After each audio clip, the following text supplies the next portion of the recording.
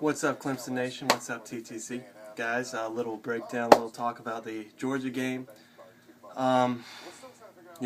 It kind of went a little like I expected. It went like most people expected. A high-scoring game, a shootout. When that game started and the scores went back and forth that quick, I felt like it was going to be like the NC State game again, a game that was up in the 60s and 50s.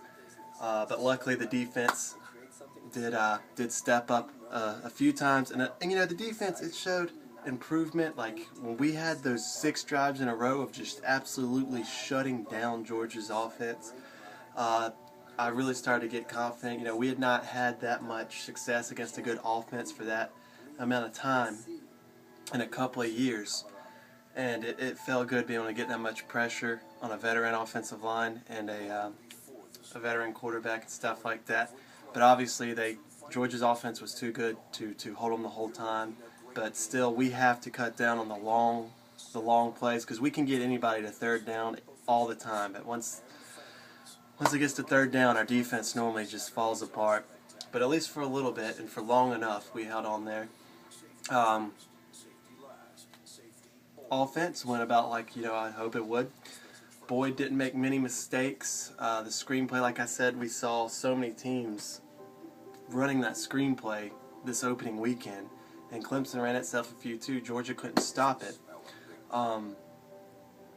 Sammy Watkins returned to his normal self. Whoever Taj's go-to guy is gonna get a lot of yards. Obviously, Sharon Peak and Martavis Bryant disappointed. They disappointed heavily tonight. They did not play to their potential, and it's like Brandon Ford last year. He played horrible against Auburn in the opener, and then he went on to have a great year. Dominated Florida State's defense, dominated LSU's defense. Just had a huge couple of games in those two. Let's see. I feel like Martavis Bryant and Sharon Peak are going to get it together. As far as the running backs, Zach Brooks and Hot Rod were set there. I knew Hot Rod would be fine. I knew he'd be a great addition in here. He had a ton of yards per average last year. He just knows how to run around the tackles. He knows how to make moves and get into open space. We saw that last year. We saw that this year against Georgia. I have full faith that he will be a very solid back for us. The moves he can make are huge, huge. And not to take away from Todd Gurley, who obviously had a huge game too, with those long touchdown passes. Runs, obviously. Just the game was one of the best games I've been to excitement-wise. Back and forth, punches going back and forth. And I'll admit, Clemson got a ton of breaks this game. We got a ton of breaks. The fake field goal, or the field goal botch that they had wasn't a fake. It was just a botch by the snapper. And let's see what else happened. We got an interception right after that Sammy Watkins turnover. Corey Crawford got that interception.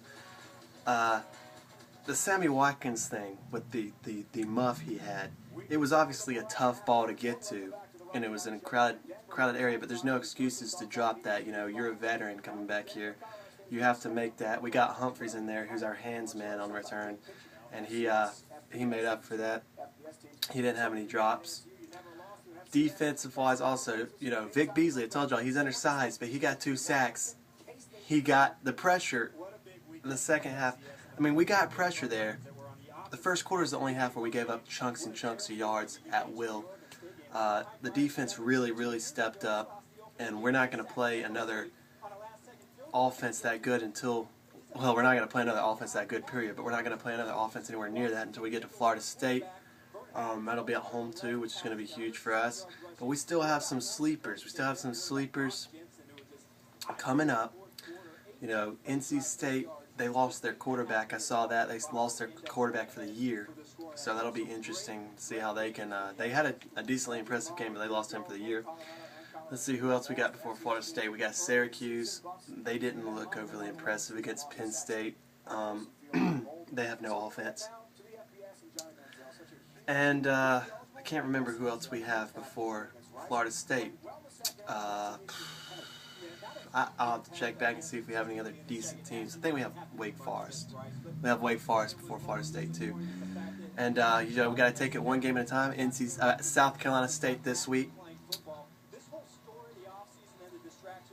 Easy win. We got a bye after that. So, and then we got NC State on a Thursday. So next week we have South Carolina State, and then the 2 Saturdays after that, Clemson doesn't play. But on Thursday, I mean, it's going to be weird. It's going to be weird having 2 Saturdays in a row without Clemson football. But good win. Shout out to all the Tiger TTCers, all the Georgia TTCers that took place in the hate month. It was a good one. I look forward to the exact same hate month next year. We're both going to be younger teams.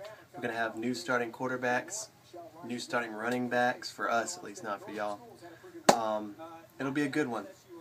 So go Tigers. Set it off right with a top 5 win. And let's move forward with this, carry our momentum, not lose to anybody we don't have any business losing to, and get ready for our next game. Go Tigers.